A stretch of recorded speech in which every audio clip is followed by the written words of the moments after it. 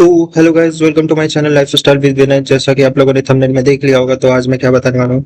तो आज मैं दो टॉपिक के बारे में डिस्कस करने वाला हूँ। पहला एक जो टॉपिक है, हम वीएस कोड में कौन कौन सा एक्सटेंशन रेगुलर बेसिस पे यूज कर सकते हैं जो हमें नेसेसरी होता है, और नेसेसरी नहीं कहेंगे, मतलब हम यूज करें तो हमारी प्रोडक्टिविटी इंक्रीज होती है कि हम वीएस कोड में बहुत सारी चीजें इजी तरीके से कर सकते हैं। और दूसरी चीज ये है कि हम जो कंपाइल्ड प्रोग्रामिंग लैंग्वेज हो उसका पाथ सेटअप करना पड़ता है, तो हम उस कहा किसी भी प्रोग्रामिंग लैंग्वेज को हम पाथ सेटअप कैसे कर सकते हैं, मैं एक का बताऊंगा, बाकी सब सेम टू सेम होगा, वैसे ही होता है। तो चलिए वीडियो को स्टार्ट करते हैं, आगे बढ़ते हैं। तो पहले तो हम अपना वीएस कोड ओपन कर लेंगे। वीएस कोड ओपन करने के बाद तो जैसे कि आप लोग देख रहे होंगे, ये मेरे फाइल्स एंड फोल्डर है, वो तो ऐसे ही है। बाकी हम एक्सटेंशन पे जाएंगे। एक्सटेंशन ये रहा आपका जो 5वें नंबर पे। एक्सटेंशन पे जाने के बाद पहले हम सर्च कर लेंगे, हमारा जो पहला आता है कोड रनर, जो बिगिनर्स के लिए है, जो कि मोस्ट इम्पोर्टेंट है। कोड रनर मेरे में इंस्टॉल है, आप इंस्टॉल कर सकते हैं। बहुत सारी लैंग्वेज के स्निपेट स्क्रिप्ट को ये सपोर्ट करता है, हर लैंग्वेज में। ठीक है, तो पहले तो ये इंस्टॉल कर लेंगे। फिर प्रीटियर अपने कोड को फॉर्मेटिंग करने के लिए, मतलब प्रीटियर आता है। प्रीटियर, आई थिंक स्पेलिंग में गलत लिख रहा हूँ।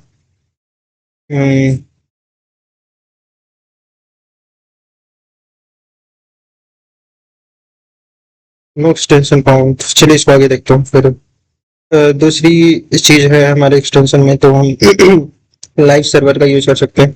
अगर हम वेब डेवलपमेंट कर रहे हैं तो लाइव सर्वर का, गो लाइव का, जो लाइव शेयर, लाइव प्रीव्यू, ठीक है, ये भी आप इंस्टॉल कर सकते हैं। तो ये क्या होगा, आप इधर कोड लिखेंगे तो दूसरी साइड इधर दिखेगा।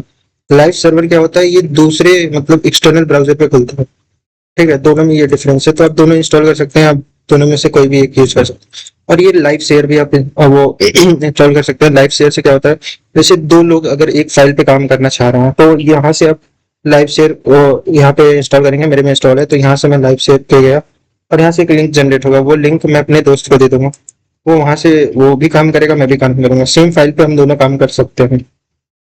अगर आपको थीम चाहिए तो यहाँ पे, जैसे कि कोड लिखने में थीम चाहिए, तो आप थीम यहाँ पे सिलेक्ट कर सकते हैं। बहुत सारी थीम्स आते हैं, तो थीम आप सिलेक्ट करेंगे। गिटहब थीम, बहुत सारी कैप्सूल थीम, चाय थीम भी आती है, आप चाय थीम भी सेलेक्ट कर सकते हैं।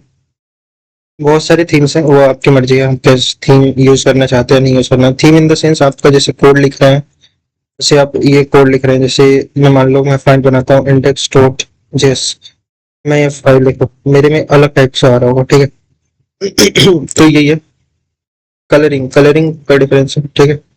दूसरी चीज ये है एक्सटेंशन में, और क्या हम यूज करते हैं, गिट लेंस का यूज कर सकते हैं। गिट लेंस करके आता है, गिटहब लेंस, ये देखिए गिट लेंस आ गया। तो आप ये बहुत बहुत ही अच्छा एक्सटेंशन है, आप यूज करेंगे तो पता लगेगा आप क्या कर सकते हैं ये एक्सटेंशन। और दूसरी एक्सटेंशन है, आप कोई भी कोड अगर मतलब आप लैंग्वेज यूज कर रहे हैं, सी एक्सटेंशन, तो सी लैंग्वेज का एक्सटेंशन यूज करेंगे। और ये प्रीटियर जो मैं ढूंढ रहा था, ये मिल गया। प्रीटियर फॉर्मेट, इसको भी इंस्टॉल कर लेंगे। तो ये फॉर्मेट करने के लिए यूज होता है। मान लीजिए आपका कोड इधर उधर है, तो आप इस पे राइट क्लिक करेंगे, तो फॉर्मेट डॉक्यूमेंट करेंगे, तो ये कोड अरेंज हो जाएगा। प्रीटियर आपका डिटेक्ट कर लेगा। दूसरी चीज, आप पहले तो अगर वीएस कोड आप में है, आप वीएस कोड पे काम करते हैं, तो फाइल में जाने के बाद आप यहाँ पे ऑटो सेव ऑन रखेंगे, ताकि आपको बार बार सेव करने की जरूरत न पड़े। आप लिखते जाए सेव होता जाए, लिखते जाए सेव होता जाए, ये होना चाहिए।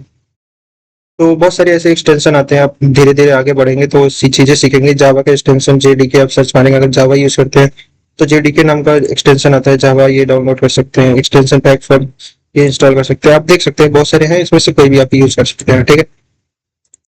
तो इतना ही बताऊंगा एक्सटेंशन। सो बेसिकली मैंने यहाँ पे ऐड कर दिया है, यहाँ पे कौन कौन से जो एक्सटेंशन है, तो आप यूज कर सकते हैं अपने वीएस कोड में, जिससे आप अपने कोड को एक प्रोडक्टिविटी लेवल मतलब पे बेस्ट कर सकते हैं। चीजें मतलब बहुत आसान हो जाएंगी, और बहुत सारी चीजों का हिंट मिलता रहेगा यहाँ से आपको। तो ये सपोर्ट एडिटर है, जैसे प्रीटियर है, लाइव सर्वर है, कोड रनर है, इसके बारे में मैंने बता ही दिया। बाकी ऑटो रीनेम एक्स्ट्रा भी दे दिया है मैंने। गिटहब कॉपीलॉट भी है, ऑप्शनल, आप भी यूज कर सकते हैं अगर यूज करना चाहें। तो इतना ही एक्सटेंशन के बारे में, इतना ही रहेगा। तो आगे बढ़ते हैं, अब हम बताते हैं आपको पाथ सेटअप कैसे करते हैं।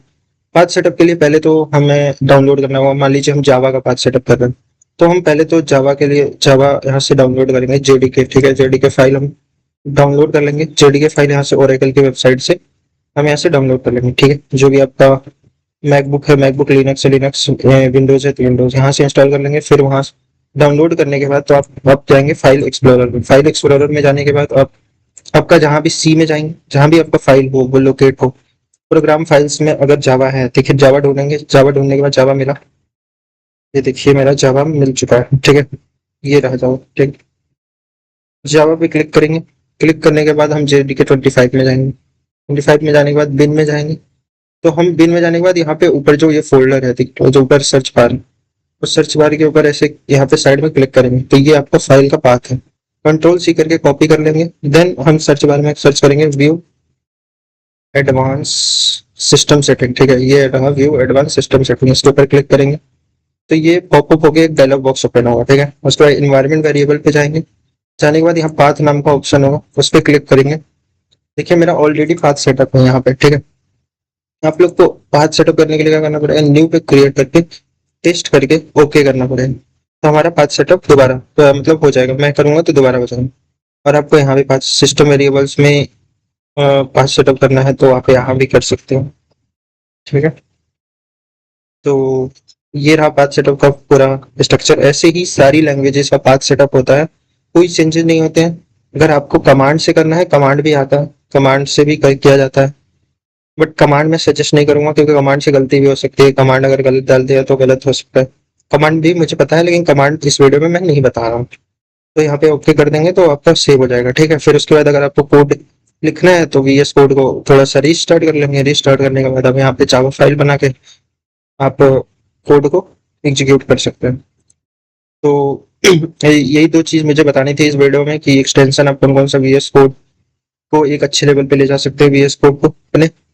और दूसरी चीज ये थी कि मुझे ये बतानी थी कि आप किसी भी लैंग्वेज जो कि कंपाइल्ड प्रोग्रामिंग लैंग्वेज एक पाथ सेटअप मांगता है आपके सिस्टम पे, तो उसको किसी भी लैंग्वेज को कैसे कर सकते हैं। जैसे कि मैंने बताया जावा के बारे में, ऐसे ही आप सी प्लस प्लस का कर सकते हैं, सी का कर सकते हैं, जो भी कंपाइल्ड प्रोग्रामिंग लैंग्वेज है उसका सेटअप करना ही पड़ता है।